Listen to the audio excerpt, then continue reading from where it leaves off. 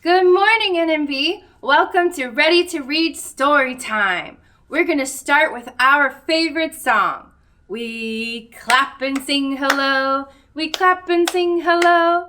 With our friends at Storytime, we clap and sing hello. We wave and sing hello. We wave and sing hello.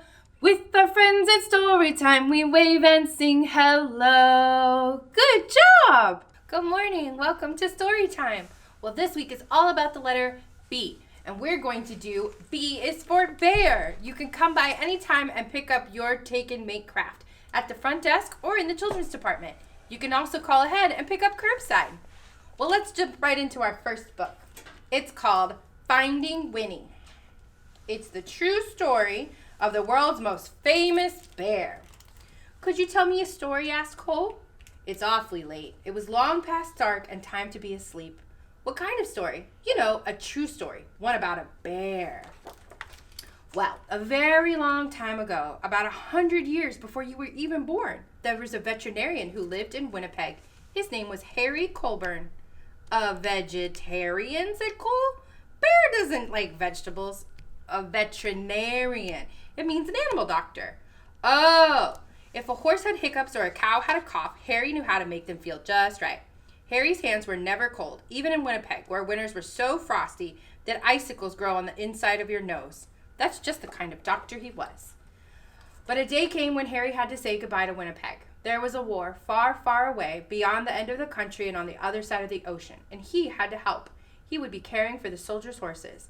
Harry rode east on the train full of other soldiers. He leaned against the window, watching the land roll by, wondering what it would be like to be so far from home. The train rolled through dinner and over the sunset and around the 10 o'clock into a nap and out into the next day until it stopped in a place called White River. Harry decided to stretch his legs. On the train platform was a man on a bench with a baby. A baby, said Cole. A baby bear. A cub. Harry stopped. It's not every day you see a bear cub at the train station. That bear has lost its mother, he thought, and the man must be the person who got her. Harry thought for a long time. Then he said to himself, there is something special about that bear. He felt inside his pocket and said, I shouldn't. Then paced back and forth and said, I can't. But then his heart made up his mind and he walked up to the man and said, I'll give you $20 for the bear. Captain Colburn, said the colonel on the train as the little bear sniffed him at the knees. We are on a journey of thousands of miles, heading into the thick of battle, and you want to bring this dangerous creature? Bear stood straight up on her hind legs as if to salute the colonel. The colonel stopped speaking at once, and then, in quite a different voice, he said, Oh, hello. The men of Harry's regiment squeezed by to have a look. I've decided to name her Winnipeg, Harry told them, so we'll never be far from home. Winnie for short. They had a very long way to travel, and they were gone already 3 or 4 feet when Winnie grew hungry. What do bears eat? The man said. What don't they eat? Asked Harry. Vegetables, Cole said. No, shh. They brought her carrots and potatoes and apples and tomatoes and eggs and beans and bread and a tin of fish and some slop in a dish. And Winnie was still hungry. Oh my goodness. Harry and Winter gathered with the soldiers from all over Canada and the green fields. A whole city of tents had sprung up here. Once was a hospital for horse. That's where they went. And Harry went to work. Winnie was in the army now. Harry taught her to stand up straight and hold her head high and turn this way and that, just so. Soon she was assigned to her very own post. Even the colonel agreed that Winnie was a remarkable bear. She might have been the best navigator in the whole world. In the evenings, both of them were too tired to move. When Harry thought about Winnie and the voyage across the ocean, his head said, I shouldn't. His head said, I can't. But his heart made up his mind. Nobody had ever tried to float so many people and animals across the Atlantic Ocean before. 30 ships sailed together, carrying 36,000 men and 7,000 horses, and one bear named Winnie. When they had finally arrived in England, the regiment went to training. But it rained and rained. Winnie didn't seem to mind. She was the mascot of the 2nd Canadian Infantry Brigade, and she attended her post. One day, Harry came in and said, You'll bring the whole place down. Be careful. She had grown. It was winter when the order came. The time had come to fight. Winnie posed proudly with the man for pictures to send home to their families. Harry thought for a long time. He argued one way and then the other, but his heart made up his mind. He said to Winnie, "We need to go somewhere." Winnie brushed his nose. Harry drove all the way to the big city.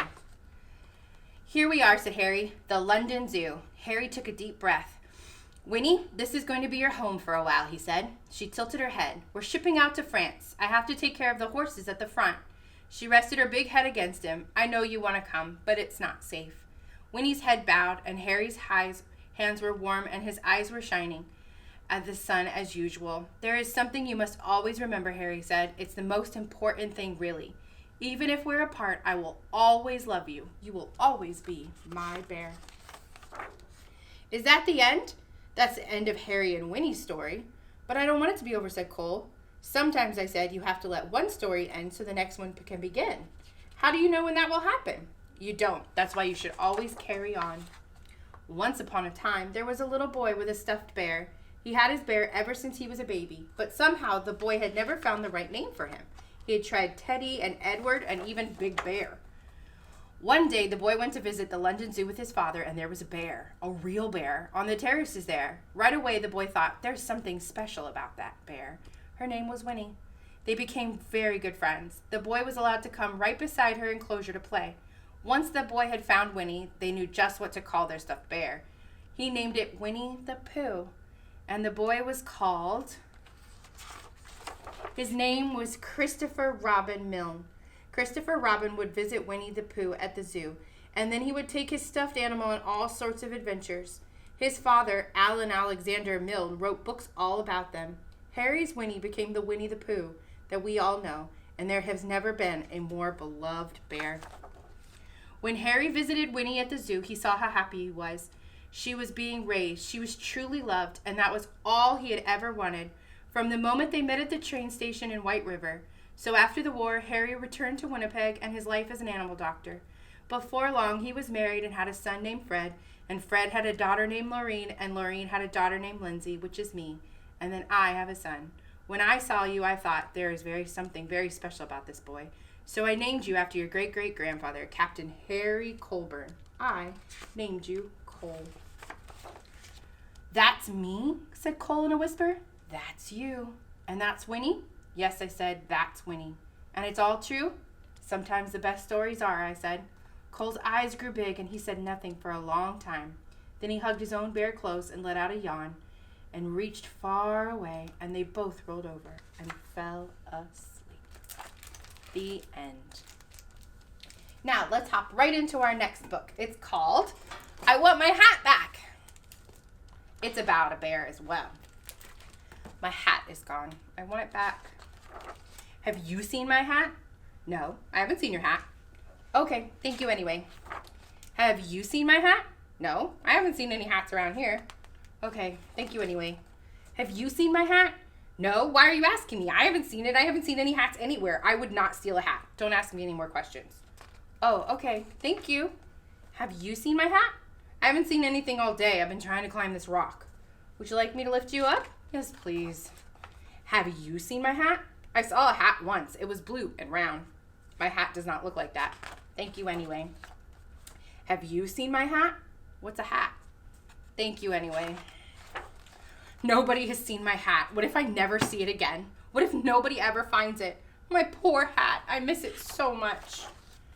What's the matter? I've lost my hat and nobody has seen it. What does your hat look like? It is red and pointy and... I have seen my hat. Run, run, run! You stole my hat. I love my hat. Excuse me, have you seen a rabbit wearing a hat? No, why are you asking me? I haven't seen him. I haven't seen any rabbits anywhere. I wouldn't eat a rabbit. Don't ask me any more questions. Oh, okay. Thank you anyway. The end. Well, thank you so much for joining us today. We can't wait to see you later this week. Bye!